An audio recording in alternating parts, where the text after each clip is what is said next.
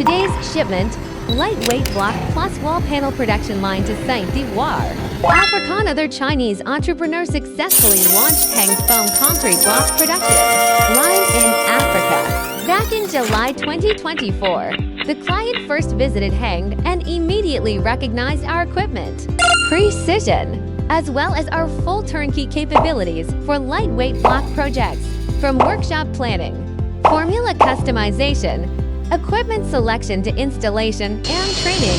A year later, after finalizing the factory site in Saint d'Ivoire, the client returned to sign the contract for a multifunctional production line integrating foam, concrete blocks, and lightweight partition walls.